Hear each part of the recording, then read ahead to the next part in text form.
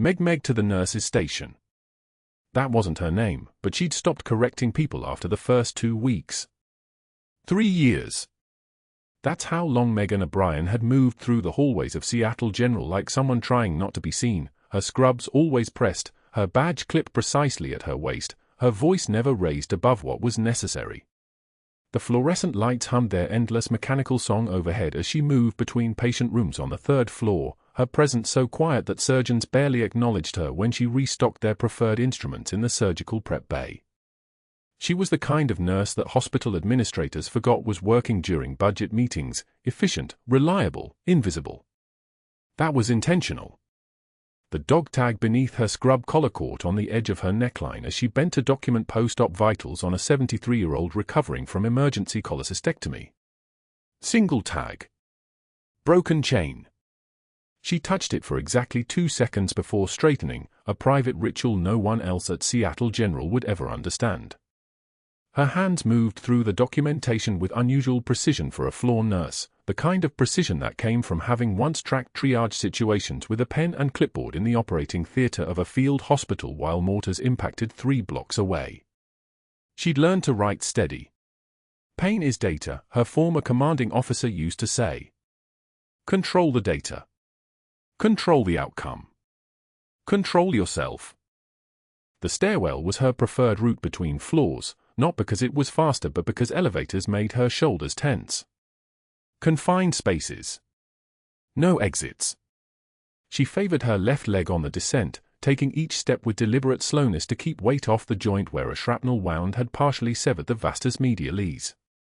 The damage had healed into something close to normal by civilian standards. Most people wouldn't notice the slight stiffness when she walked, the way her gait adjusted on longer shifts. But she noticed. After 18 years of muscle memory, you notice when your body doesn't move the way it once did.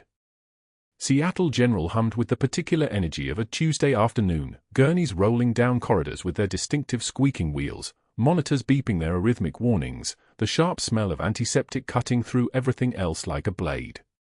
Megan moved through it all the way a soldier moves through familiar terrain, eyes tracking exits, body positioned at angles that kept her back to walls, aware of everyone in the room before they noticed she was there.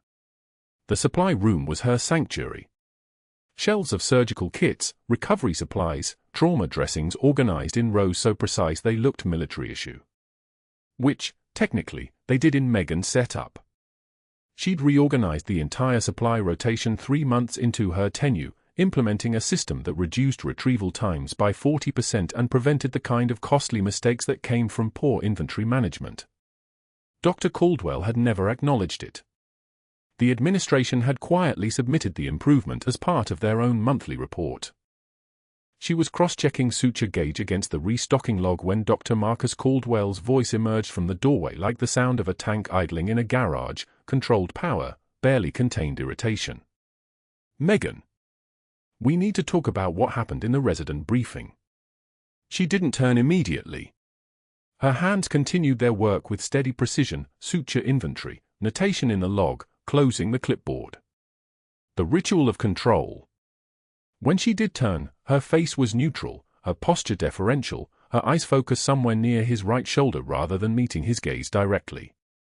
That was the performance she'd perfected, a woman without complications, without history, without anything that might disturb the careful hierarchy Dr. Caldwell had spent 15 years constructing. Chief of Surgery at Seattle General for 1.5 decades. That was enough time to make yourself indispensable, to place allies in key positions, to ensure that everyone understood how power flowed through the hospital. It came through Caldwell. It always came through Caldwell. He had the kind of presence that made oxygen feel scarce when he entered a room, not from violence or intimidation, but from the absolute certainty that he was the most important person in any space he occupied. He was tall enough that she had to look up to address him, which he'd clearly cultivated on purpose. Small advantages compounded into institutional dominance. "Yes, doctor," she said quietly. "That correction you offered during the resident rounds." His smile was thin.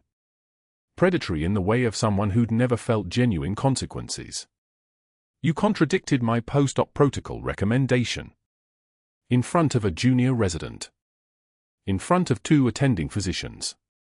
The protocol you suggested would have created sepsis risk if applied to cardiac patients with. I'm aware of the clinical rationale. His voice didn't raise. It didn't need to. That's not what we're discussing. What we're discussing is the fact that you undermined my authority. In a teaching setting, where learning means hierarchy, not challenges from someone in a support role. Megan kept her breathing steady. The trembling wasn't fear. It was restraint, the kind of restraint that had kept her alive in rooms that had a much higher body count than Seattle General's 3rd floor. She'd learned to separate the physical reaction from the emotional one, to let the adrenaline move through her system without letting it move through her voice. I apologize for the manner of the correction, Doctor. The clinical concern was valid, but the forum was inappropriate. Yes. He stepped into the supply room, the door clicking shut behind him. It was very inappropriate. You see, Megan, I've worked very hard to establish protocols in this hospital. Systems. Standards. And when someone steps outside their role to challenge those systems, even with good intentions, it creates exactly the kind of instability that gets people hurt. He was close enough now that she could see the precise tailoring of his surgeon's coat, the way his watch, something expensive, something that probably cost more than her weekly salary, caught the fluorescent light. Status markers. Authority signals. He was reminding her of the distance between their positions without saying it explicitly. The residents need to understand that surgery is a hierarchy, he continued. That decisions come from the top. That following protocol is more important than individual judgment calls from nurses who think they've spotted something. He paused. Let that land. Which brings me to what we're going to do about this. The next words that came out of his mouth changed everything, though Megan wouldn't realize it for another 72 hours. Going forward, I'm calling a meeting with nursing administration about your participation in teaching rounds. I think it's best if we remove that component of your role. Return you to straight patient care. Floor work. No more contact with residents. He was still smiling. For everyone's benefit. Including yours. Do you understand? She understood perfectly. This wasn't a reassignment. This was institutional punishment dressed up in the language of organizational efficiency. This was the beginning of something she'd recognize later as a calculated dismantling. I understand, Doctor, she said quietly. Good. He turned toward the door, then paused, his hand on the frame. You know what? I'm going to start calling you Meg. Better personal touch. More collegial. The whole nursing staff does nicknames here, and I want to be part of that culture. Meg. I like it. Has a nice ring to it, don't you think? He didn't wait for an answer. He left the supply room, and Megan heard his footsteps moving back toward the surgical wing, heard him greeting someone in the hallway with the precise warmth he reserved for people who mattered in his ecosystem. She waited exactly 90 seconds before touching the dog tag again. Her hands were steady. That was the only thing that mattered. Steady hands. Steady breathing. Steady voice. The supply inventory could wait. The overhead PA crackled at 2:14 p.m., during peak visiting hours when the corridors filled with families and flowers and the soft weight of hope. Meg to the nurse's station. Meg to the nurse's station. Her name, not her name, but the thing Dr. Caldwell had carved into her reputation like a brand, echoed through every open doorway. An orderly in the hall suppressed a smile. A visitor glanced up from her phone. Megan felt the weight of attention the way soldiers feel muzzles tracking them, distributed, diffuse, everywhere at once. She set down the patient chart she'd been updating and walked the length of the main corridor. 32 feet. She counted them the way she used to count strides before breaching a tent in Tikrit, methodical, centering. Every patient room had its door open. Family members stared. Children pressed against their mother's legs, watching a nurse walk past like she was headed somewhere dangerous. The fluorescent lights overhead cast everything in the same institutional white, the same color of hospitals across 1,000 bases she'd served in, where titles mattered more than competence and hierarchy was measured in inches of gold braid. Dr. Caldwell stood at the nurse's station with his arms crossed, a stack of intake forms waiting like a trap. His smile was the kind that didn't reach his eyes, the kind that said he'd been waiting for this moment, rehearsing it, perfecting it. Chief of surgery for 15 years. Hands that had moved through 1,000 operating rooms with the authority of someone who believed his own mythology. He gestured to the stack with one finger, a motion that looked almost casual if you didn't know what it meant. Since you have so many opinions about protocol, Meg, you can handle the paperwork no one else wants. His voice carried across the station with precision, loud enough for the residents to hear. Loud enough for the student nurses to internalize the lesson. This is what happens when you question authority. She took one measured breath. In through the nose. For count. The kind of breath taught before jumping out of a helicopter. Her hands remained steady as she accepted the stack, 43 intake forms. She counted them without thinking, a habit from counting ammunition, counting rations, counting the seconds until extraction, and she felt the tear slide down her cheek before she could stop it. Not from fear. Not from shame. From something deeper, something that recognized cruelty dressed up as protocol, and for just a moment, something human in her wanted to react the way humans do. She wiped it away without breaking eye contact with Caldwell. Her voice came out level, almost conversational. I processed worse assignments, Doctor. She held his gaze for exactly 2 seconds, watching his face try to decode what she'd just said. He had no idea what she meant. She intended to keep it that way. She turned and walked to the supply room, the intake forms clutched against her chest like evidence. 2 days later, the supply closet became his hunting ground. Megan was reaching for the 4x4 gauze boxes on the 3rd shelf when Caldwell slipped through the door. The space was narrow, barely 6 feet wide, lined with medical supplies stacked to the ceiling, antiseptic and latex, and the particular silence that supply closets contain. He closed the door behind him. Not locked it, didn't need to. The absence of witnesses was the lock. His voice dropped low, deliberate, a voice like a knife finding a gap between ribs. Your contract renewal is under review, O'Brien. He never called her Meg in private. Never let the mask slip that far. Documented insubordination. You questioned me in front of a resident, that shows you don't understand the hierarchy here. His finger came up and tapped her name badge, the motion quick and pointed. The kind of gesture designed to land like a strike. Maybe you're not cut out for a teaching hospital. The shells around her seemed to contract. 12 years she'd worn insignia that meant something, commands that meant life or death, and now this man who'd never heard the sound of a .50 caliber round passing overhead, who'd never held someone's intestines together with his hands while waiting for medevac, was telling her she didn't understand authority. One breath. One single breath, pulled in through her nose like she was preparing to give an order. I understand hierarchies better than you think, Doctor. The words came out flat, almost serene, and she watched his face try to decode the confidence in them. She stepped toward him, not threateningly, nothing so obvious that he could cite it later, claim insubordination or assault, but with the kind of movement that meant she was about to exit the conversation whether he was finished or not. He stepped back. He actually stepped back, and she felt the smallest fraction of satisfaction, the kind that felt dangerous.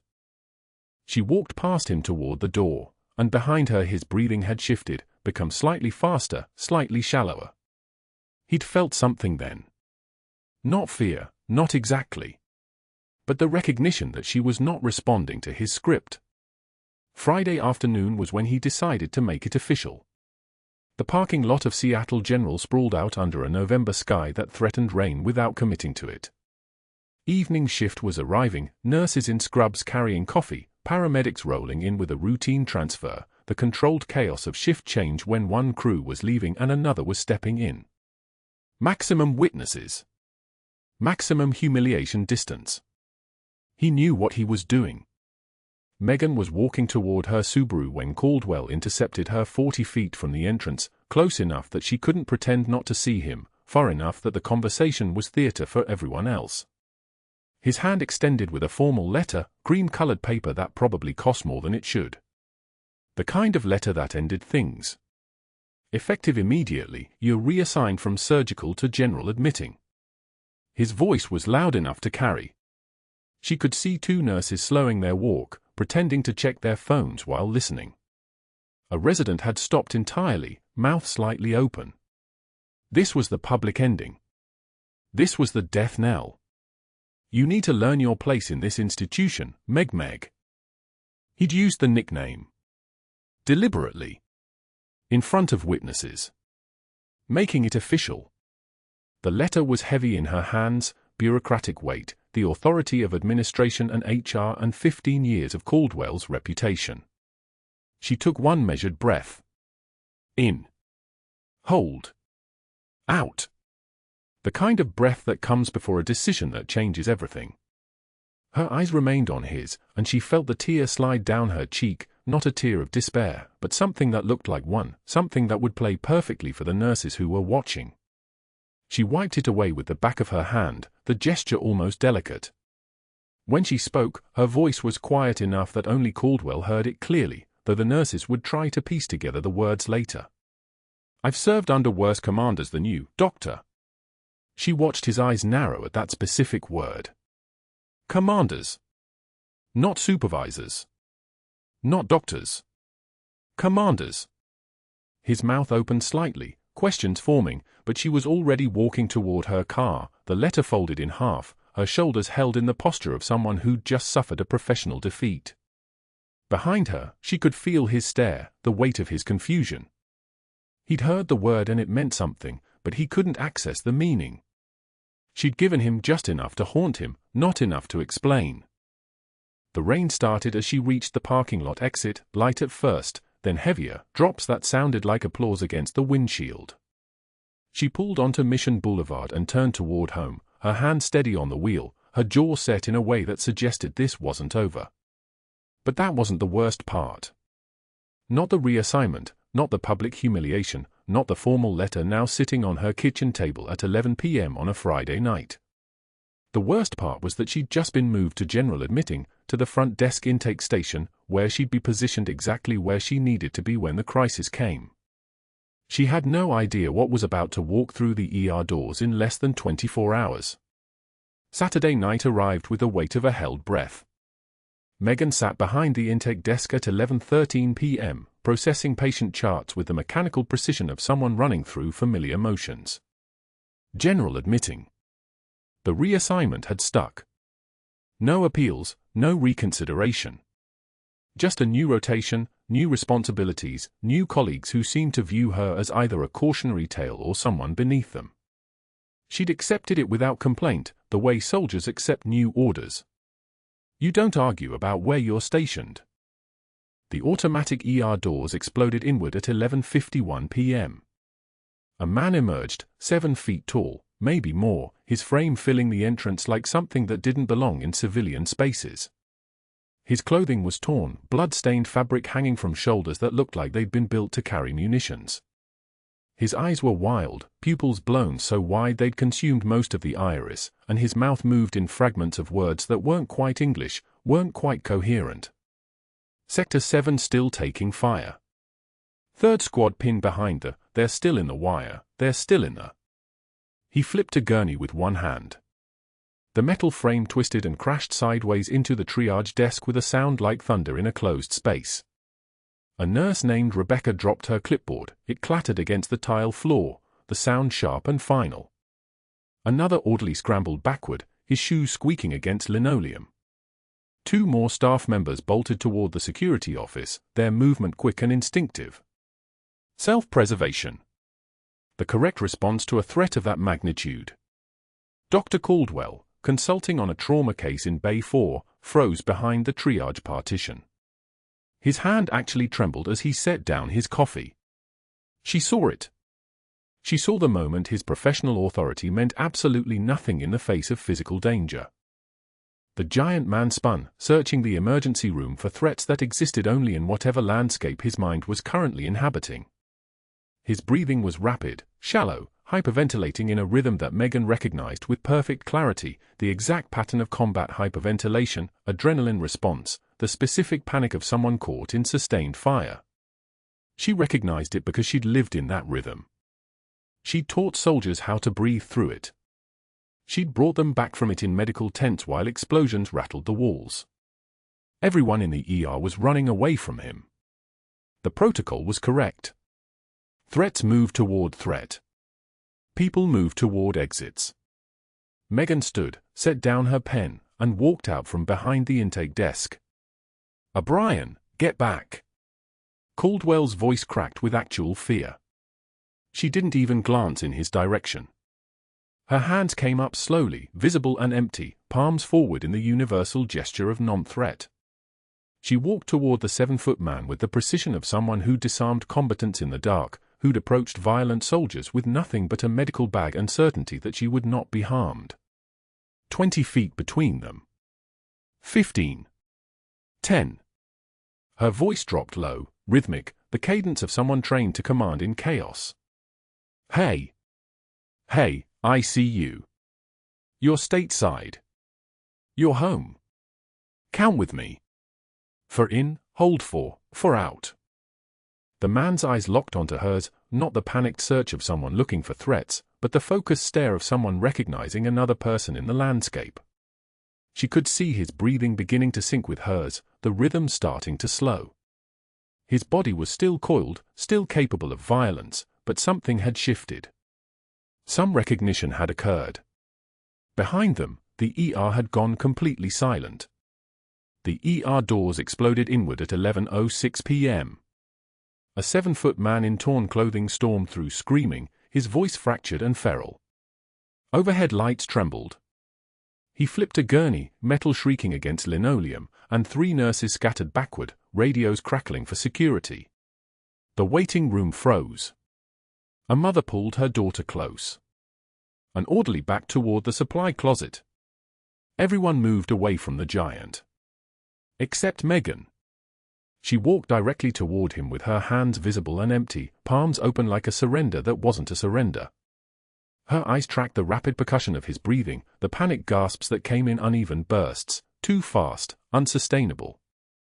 She'd heard this rhythm before. In Tikrit. In a field hospital where men had arrived with that same wild-eyed terror, their nervous systems flooding with cortisol and adrenaline, their brains convinced they were still under fire even though the bullets had stopped hours ago. The specific way his pupils dilated. The way his shoulders hunched. The trembling wasn't rage. It was fear. Muscle memory took over before conscious thought could interrupt. She moved with the same deliberate slowness she'd once used to approach traumatized soldiers in recovery, hands visible, voice modulated, no sudden movements that the reptile brain would interpret as threat. "You're safe," she said, her voice dropping into a register that commanded without demanding. "You're not in the desert anymore. You're in San Diego. Seattle General Hospital." The man's eyes darted toward her, unfocused. His breathing accelerated. 60 beats per minute. 70. The gasps came faster, shallower. "Hey," Megan said, matching his eye line. "Look at me. Not around me. At me." His gaze locked on hers. Panic lives in the prefrontal cortex until you give it something solid to anchor on. A voice.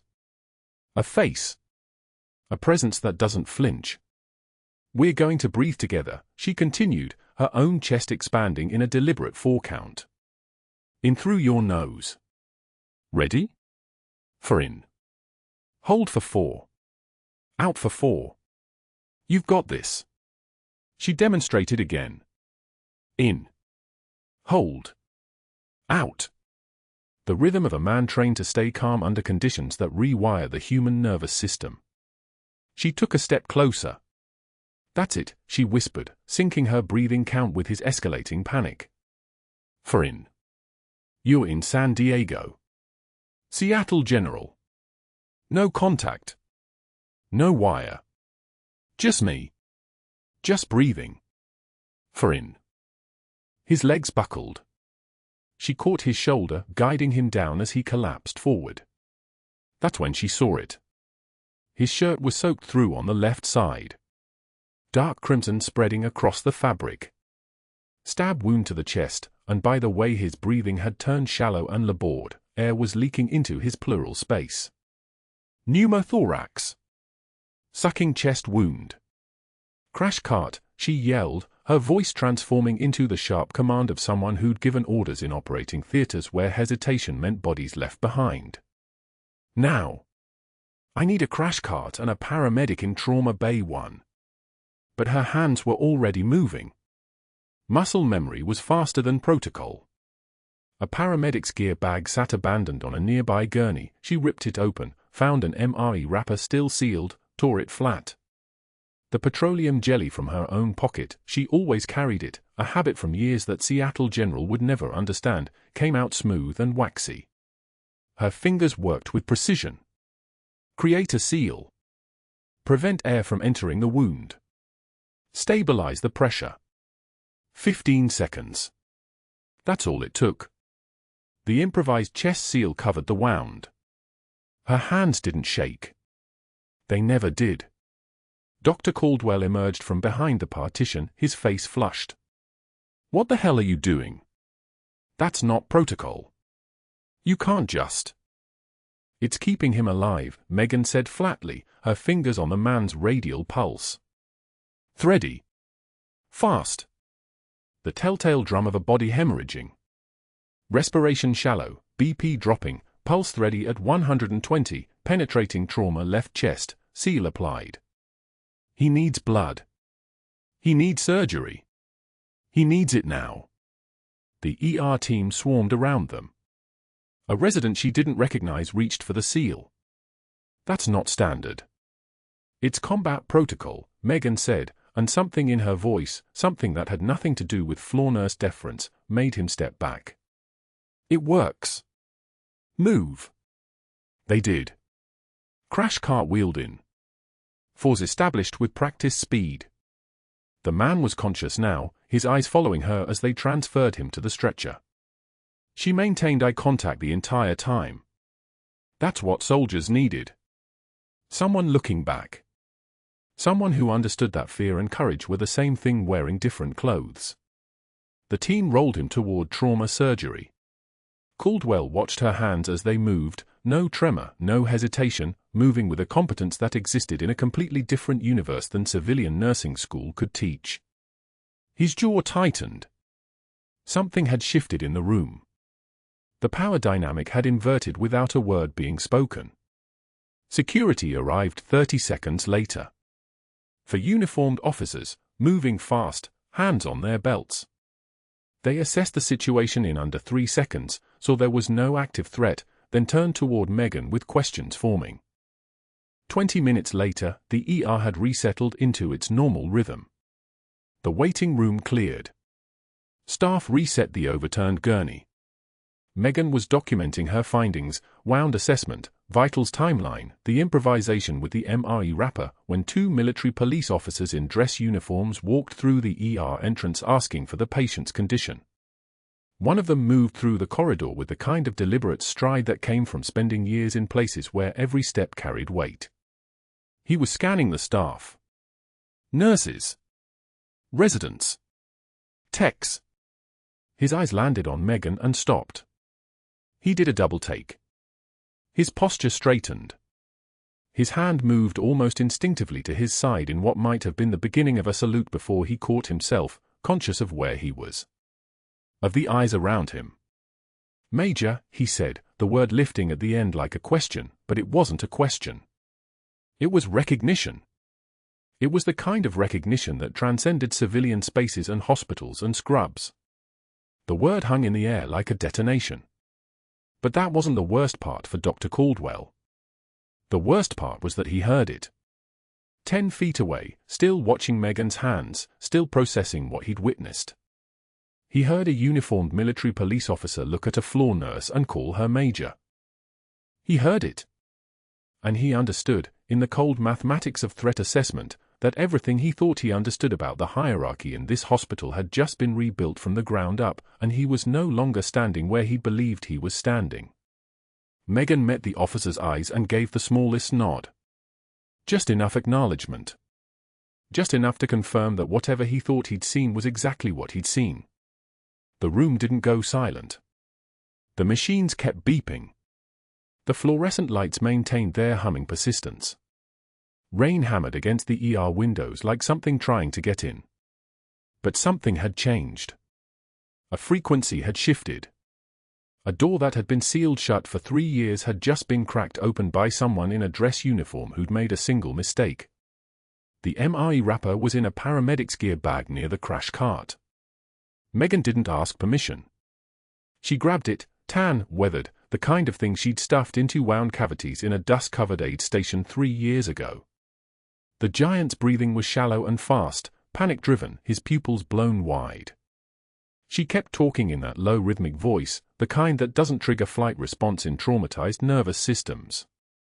One hand on his shoulder. Steady. Present. Not a threat. The stab wound wept dark red across his left chest, fourth intercostal space, maybe 6 centimeters below the nipple line. Penetrating trauma. Potentially pneumothorax, possibly hemothorax. The kind of wound that kills you in minutes if you wait for a trauma surgeon to mosey in with coffee. Her hands moved on muscle memory that had nothing to do with nursing school or civilian protocols. The wrapper crinkled as she positioned it.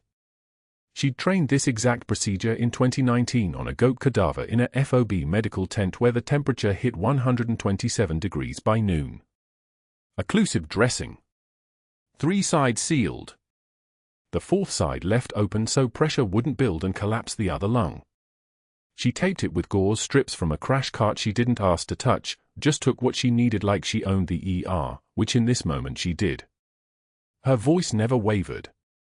Crash cart, now. 2 large bore 4s. Type O NEG, 2 units, wide open. Get me a portable chest X-ray and notify trauma surgery, pneumothorax suspected, possible hemothorax. Not a request. Commands, flat and precise. A nurse materialized with supplies. Then another. Nobody questioned her. The giant's breathing started to normalize. His eyes locked on hers and something in his face shifted, recognition, maybe. The terror still there, but no longer consuming him. 16 hours in Tikrit. That's how long the field hospital held under siege. She knew this kind of panic. She knew what it looked like when your nervous system had been trained to associate enclosed spaces with incoming fire. She kept one hand visible, kept her voice level, kept her body language saying you're safe here, you're not in the Jolan district anymore, you're not under fire. The paramedic wheeled him toward Trauma Bay 3, and she didn't follow. She stepped back. Let the surgical team take him. Let the machines do their work. Within 90 seconds, his O2 sat climbed from 68 to 78. Chest tube placement by the resident, she watched from the doorway, not interfering. By the time they moved him to the ICU for observation, his vitals had stabilized. The stab wound, treated. The panic attack, managed. The man would live because she'd recognized the specific cadence of combat trauma and responded to it like her body still remembered what her paperwork insisted she'd forgotten. That's when she felt Dr. Caldwell's stare from the triage desk across the emergency room. He watched her like she was a threat he'd just identified in a crowded marketplace. His eye stayed locked on her for exactly 4 seconds. Then he looked down at his clipboard and picked up his phone. The military police arrived at 11:06 p.m. 3 of them in dress uniforms that looked pressed by someone who understood the geometry of authority. The patient was stable. Conscious. Cooperative. The sergeant approached Megan at the nurse's station, routine handoff, standard procedure. She provided report in clinical language. Vital sign stable, chest tube draining clear fluid, EKG normal sinus rhythm, patient alert and oriented ×3. Appreciate you stabilizing him, the sergeant said. Professional. Respectful. Most of the staff scattered when he came in. He was having a panic attack, Megan said. Flat. Recognizable trauma response. He needed someone to recognize that. The sergeant studied her for a moment. Then the MP beside him, older guy with a staff sergeant rank, tilted his head slightly. Wait. Major. His voice shifted, dropped an octave, hitched a note higher in respect. Major O'Brien? Holy, he caught himself. Caught the slip mid-word. His jaw tightened. I apologize. I mistook you for someone else. But Caldwell had heard it. Megan watched his head lift from across the ER. His phone stopped halfway to his ear. The color in his face shifted like someone had dimmed a light behind his eyes. She saw the moment it clicked for him. The medical discharge she'd mentioned once in passing. The cryptic reference to worse commanders. The way she'd known exactly what to do with a combat trauma victim before he'd even finished falling apart. The rank. The title. The word a major spoken in a dress uniform with the kind of weight that changed everything. She didn't flinch. Didn't acknowledge the slip. Just continued giving the hand off while Caldwell's hand pressed against the edge of the desk like he needed something to hold onto. Vitals and labs in the chart.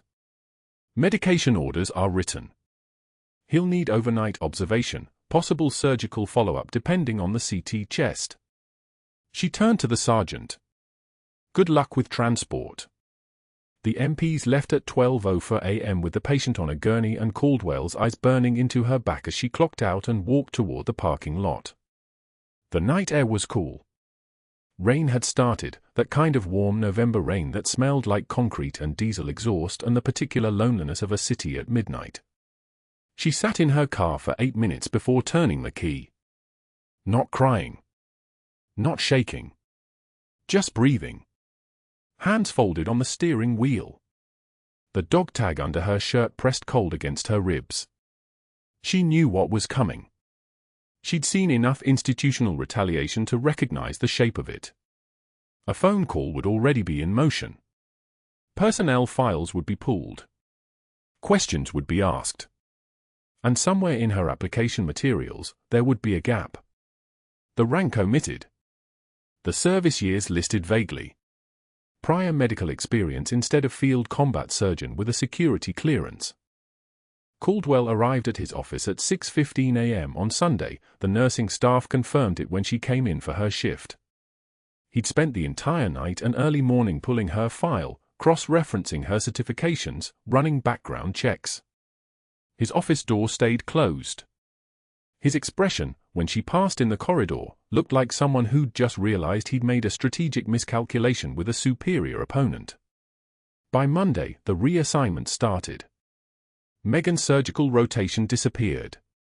She was reassigned to general admitting, the lowest position, the one that kept her isolated from the nurses who knew her, away from the surgical teams, away from any place where her competence might be visible.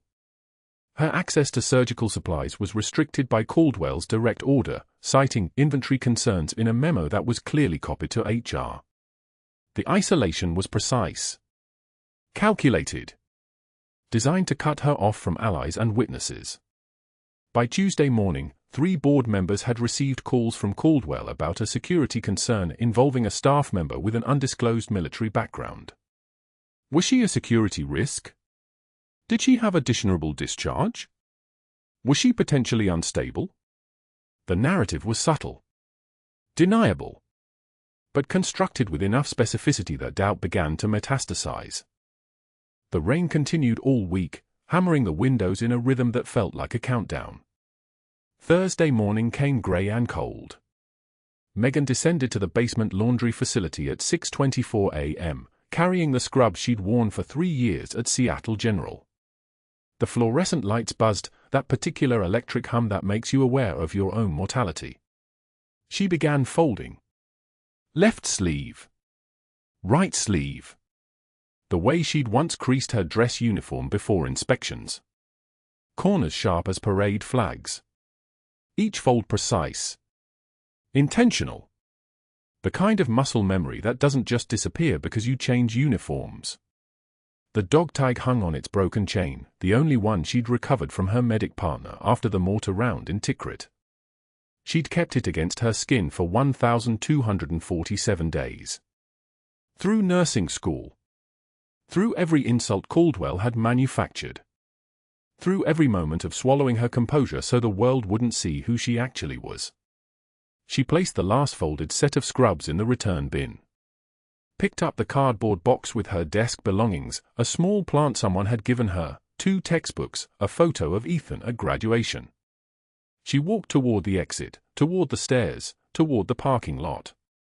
Toward the day she'd been demoted from major to just another nurse who made a mistake by revealing that she'd once been something more dangerous. Then the doors at ground level burst open. Footsteps. Running. Not the measured gait of hospital staff. The explosive urgency of someone moving with singular purpose. Within 48 hours, Dr. Caldwell had transformed Megan's entire shift rotation. The surgical rotation she'd earned over 3 years evaporated. She was reassigned to night admitting, the graveyard shift, 11 p.m. to 7 a.m., working alone in a basement intake room where no one could see her, where no one could watch her prove her value. Her access to surgical supplies was revoked. Her login credentials were restricted. Every system she'd used for surgical prep was suddenly locked behind a security wall labeled pending credential review. The message was clear: you are contaminated. Don't touch anything. Stay small. But that wasn't the worst part. On Wednesday morning, Megan arrived at 7 a.m. for the shift change and found the nursing director waiting at her locker. "We need to talk," the director said, her voice careful and rehearsed. The HR representative stood beside her. "Dr. Caldwell has filed a formal complaint regarding falsification of employment records. We need to review your application materials." Megan's stomach didn't drop. Her hands didn't shake. She simply nodded and followed them to the HR office on the 3rd floor, walking behind them with the same measured pace she'd used approaching the 7-foot intruder in the ER. Fear was just data. Fear was just information. Her original application lay on the desk. 3 pages. Educational credentials, Bachelor of Science in Nursing from UC San Diego. Work history, 15 months at Mercy General San Diego, 2 years at Sharp Memorial, 3 years at Seattle General. Clinical certifications, ACLS, PALS, Trauma Nursing. References from 3 nursing supervisors. Everything accurate. Everything verifiable. Dr. Caldwell states that you omitted significant military background from your application, the HR director said. That you served in the military but failed to disclose your rank. That would constitute falsification if the application required. The application did not require military service history, Megan said. Her voice was steady as a heartbeat monitor tracing sinus rhythm. It asked for education and clinical experience. I provided both completely. The HR director exchanged a glance with the representative. That's legally true, but then there is no falsification. Dr. Caldwell has made calls to 3 board members expressing security concerns regarding a staff member with undisclosed military background. He's concerned about your vetting. About whether you were properly screened. The words hit like a punch she'd already braced for. She understood what was happening. Caldwell couldn't fire her for the truth, that she'd made him look incompetent in front of a resident, that she'd questioned his authority, that she'd embarrassed him. So he'd invented a different truth. He'd weaponized the one thing she'd kept hidden, twisted it into a liability, made her greatest strength into grounds for termination. I served as a nurse practitioner in the Special Forces, Megan said. I passed a top-secret clearance in 2003. I have maintained top-secret SCI access until my medical discharge in 2009. The Pentagon, the Department of Defense, and 3 intelligence agencies determined that I was properly vetted. If Dr. Caldwell has security concerns, he can contact the Defense Counterintelligence and Security Agency. They have my complete file. The HR director's face went pale. She hadn't expected this. She'd expected Megan to cry or defend herself or beg. Megan did none of these things. The board has made a decision, the director said after a long silence. Pending further investigation, your employment is terminated effective immediately for falsification of employment records. We'll need your badge and your credentials. Megan unpinned her badge from her scrubs and set it on the desk. The click of it hitting the laminate surface was very loud. She removed her hospital credentials, the ID badge, the access card, the trauma shears that had her initials engraved on the handle. She placed them all in a neat line. I'll need a written termination notice, she said. And documentation of the specific falsification. You'll receive those by email. Within 24 hours, Megan said. Not a question. Not a request. The tone of a woman who had given orders to people carrying weapons. The HR director printed the termination letter right there. Megan read it once. Signed it once. Handed it back. She stood and walked toward the door, moving with the kind of calm that comes from having already survived the worst. Ms. O'Brien, the director said. I'm sorry about this. Megan paused at the threshold. She didn't turn around. Don't be sorry. Be better next time. When someone tells you a colleague is lying, ask for evidence. When someone uses power to protect themselves, that's a signal. Dr. Caldwell falsified something too. You'll figure that out eventually. She walked out. Down the stairs. Through the main corridor at 9:44 a.m. on a Wednesday, when the hospital was crowded with shift changes and visitors and families waiting in uncomfortable chairs. She kept her head up. She didn't look at anyone. She didn't need to. The basement laundry room was empty at 10 a.m. That was where she went. The fluorescent lights hummed their endless mechanical song. Industrial washers churned with the smell of industrial bleach and hot fabric. She'd kept her own scrubs, the one she'd bought, not hospital-issued, and she'd worn them every shift for 3 years. 5 pairs. She folded each one precisely, the way she'd folded her dress uniform the day she was medically discharged. Sleeves aligned. Seams straight. Creases sharp enough to cut. The dog tag was still there, on its broken chain, pressed against her sternum under the scrubs. She lifted it as she folded the last pair. Metal cool against her skin. Stamped on the obverse side, Jackson, Marcus. Corpsman, Naval Expeditionary Medical Support Unit 621. On the reverse, her name, rank, and service number from 2004. It wasn't her dog tag. It was Marcus Jackson's. He'd been her medic in Tikrit in 2007 when an IED detonated 17 meters from their position. She'd found only his upper half when the dust cleared.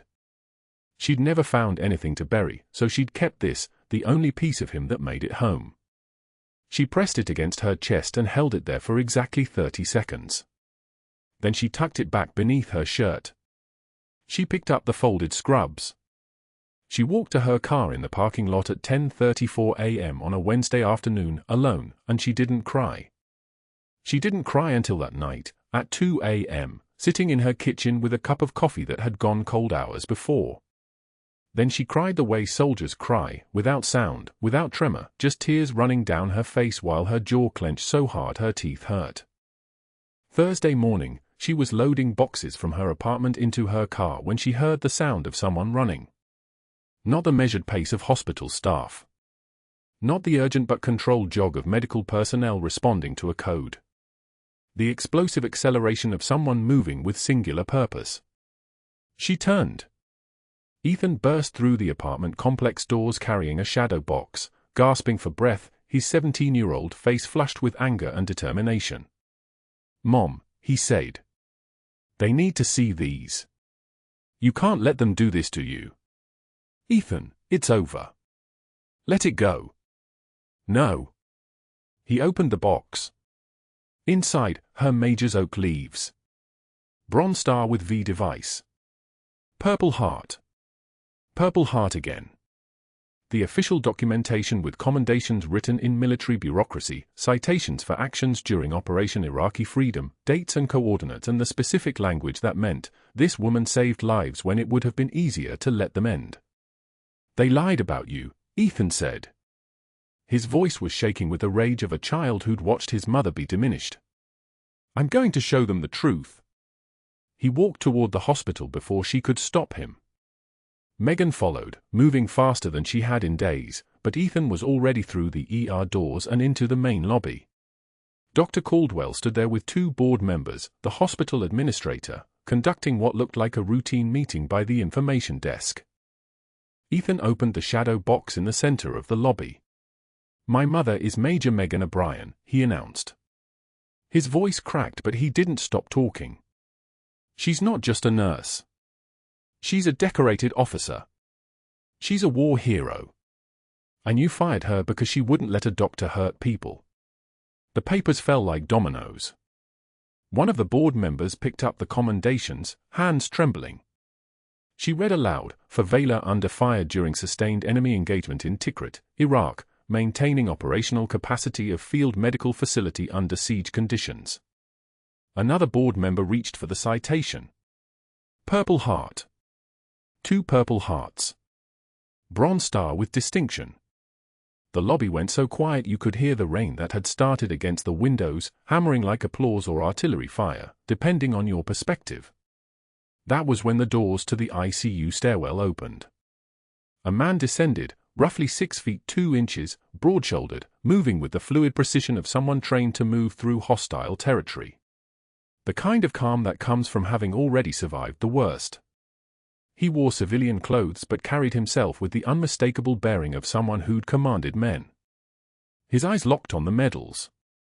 "That's the major who held a field hospital under siege for 16 hours in Tikrit," he said. His voice was flat and certain, the way military people state facts that require no argument. "She saved my entire team. 7 men who wouldn't have made it home without her decisions." He extended his hand to Megan. "Navy SEAL Team 3, Charlie Platoon. You treated 2 of my operators in that hospital when the shrapnel came through the walls. You kept them conscious. You kept them alive. You are the real thing, Major. This entire hospital knows it now." The Navy SEAL's name was Clayton. He'd been visiting his daughter in the ICU. He'd heard the commotion. He descended the stairs and recognized the medals immediately, the kind of recognition that only comes from a warrior recognizing another warrior. The hospital administrator's face had transformed from confusion to comprehension to something darker. She turned to Dr. Caldwell. "You launched an investigation based on her military service being concealed when military service wasn't required on the application. She should have been transparent. And you made calls to board members about security concerns. Without verifying anything." The administrator's voice was very quiet now. Very controlled. "Your medical license is under review as of this moment. You're suspended pending investigation into your personnel decisions and the basis for your actions against this employee." It took 3 days for the auditors to cross-reference Caldwell's documentation files. It took 1 week for the pattern to become undeniable, 2 years of surgical errors systematically buried by altering patient records. Complications he'd blamed on nursing staff. Post-op infections attributed to floor nurses when his charting showed his sterile technique had been compromised. The numbers were damning. The timeline was damning. The dates all aligned with complaints he'd filed against nursing staff. By the end of week 2, a surgical resident came forward. Caldwell had altered her operative notes after a patient coded on the table. Week 3, an old floor nurse produced the original documentation showing Caldwell had changed her charting to hide a retained surgical instrument. The state medical board initiated a formal investigation. His attorney informed him it was unwinnable, the documentation was too detailed, too systematic, too deliberate. Within 3 months, the state medical board revoked his medical license. 6 months later, Megan received an offer, Director of Emergency Services at Seattle General. Autonomy over protocols. A team of 12 nurses.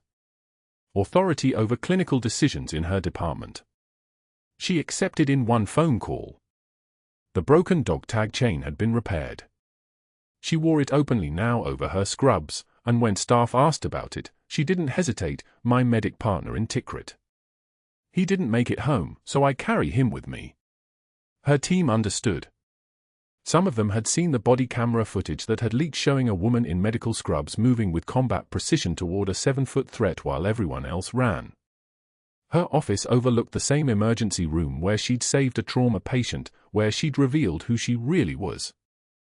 Some nights, leaving after a long shift, she walked past the employee entrance where Dr. Caldwell checked badges under fluorescent lights in a security uniform that didn't fit right, the company name stitched on the left pocket belonging to some contractor that had won the night shift security contract for Seattle General. She nods to him. He looks down. He can't hold her gaze for more than a second. She doesn't gloat. Doesn't speak. Doesn't acknowledge the fall of a man who tried to erase her by using her own concealment as a weapon. She just walks past with the same quiet dignity she'd used 3 months earlier, walking toward a 7-foot threat when everyone else ran. The way she'd absorbed his humiliations without breaking. The way she'd folded her scrubs for the last time and walked out with her head high. Ethan visits her office one evening. He sees the shadow box now mounted on the wall behind her desk, the medals still visible, the documentation still readable. "You're staying?" he asks. "After what they did?" She looks out at the ER floor below, where 3 nurses are stabilizing a trauma patient, where the machines beep their mechanical rhythm, where the work of saving lives continues. "This is where I'm supposed to be," she says. "Helping people who need it. That's what a major does."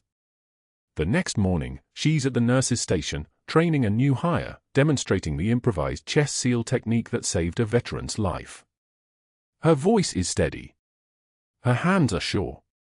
The dog tag glints under the lights, no longer hidden, no longer a secret. Just who she is. Because sometimes the bravest warriors don't carry guns. Sometimes they carry stethoscopes and the memories of people they couldn't save. The quietest person in the room might just be holding it all together. And when that person finally speaks, the entire hospital listens. If this story of quiet strength and hidden courage resonated with you, subscribe to our channel. We tell stories of people you'd never expect to change everything, veterans in scrubs, heroes in everyday uniforms, the ones no one thought twice about until the moment everything changed. Like, comment below, and let us know, have you ever been underestimated by someone who had no idea who you really were? We read every single comment. Thanks for watching.